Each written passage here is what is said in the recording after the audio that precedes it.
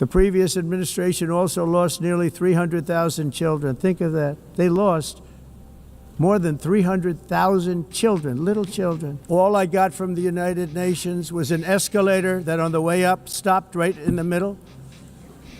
If the First Lady wasn't in great shape, she would have fallen. I guess the other part is what we've done in the economy. Joe Biden's policies empowered murderous gangs, human smugglers, child traffickers, drug cartels, and prisoners from all over the world.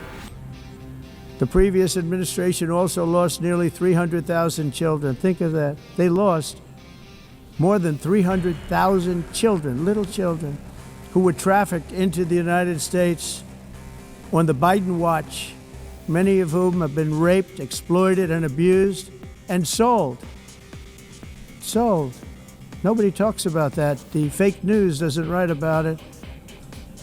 With many others, young children who are missing or dead.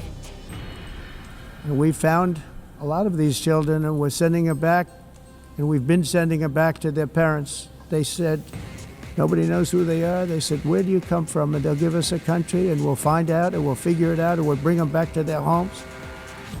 And the mother and father rush to the door and their tears in their eyes.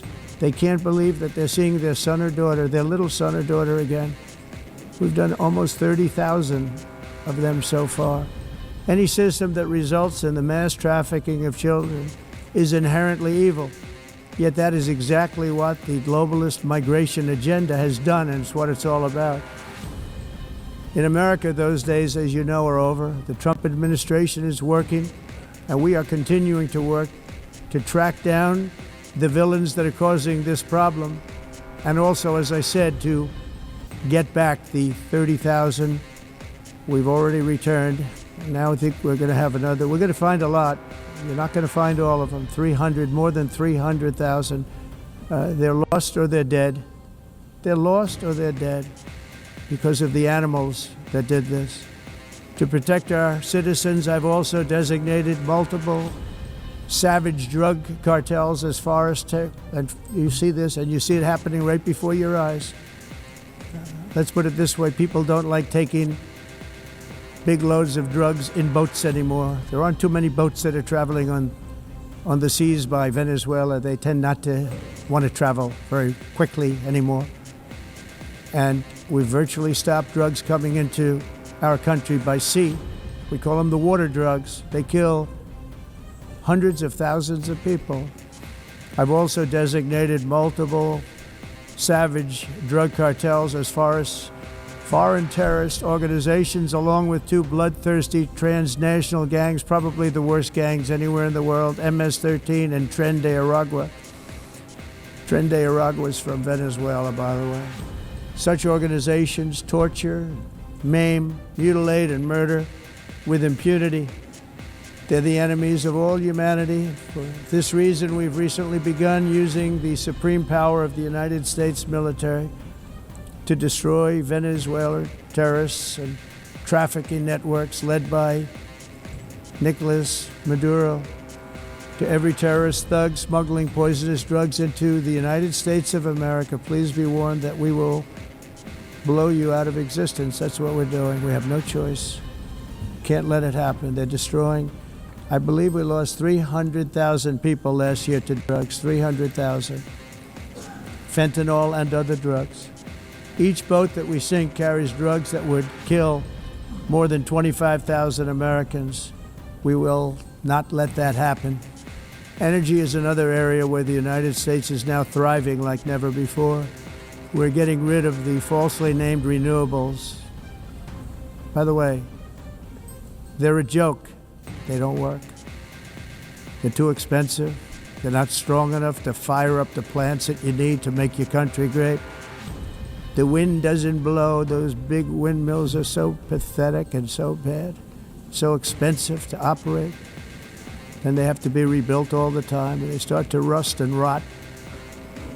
Most expensive energy ever conceived, and it's actually energy. You're supposed to make money with energy, not lose money. You lose money, the governments have to subsidize. You can't put them out without massive subsidies. They never even received a phone call from the United Nations offering to help in finalizing the deal. All I got from the United Nations was an escalator that on the way up stopped right in the middle. If the First Lady wasn't in great shape, she would have fallen. But she's in great shape. We're both in good shape. We both stood. And then a teleprompter that didn't work. These are the two things I got from the United Nations, a bad escalator and a bad teleprompter. Thank you very much. And by the way, it's working now. It just went on. Thank you. I think I should just do it the other way. It's easier. Thank you very much.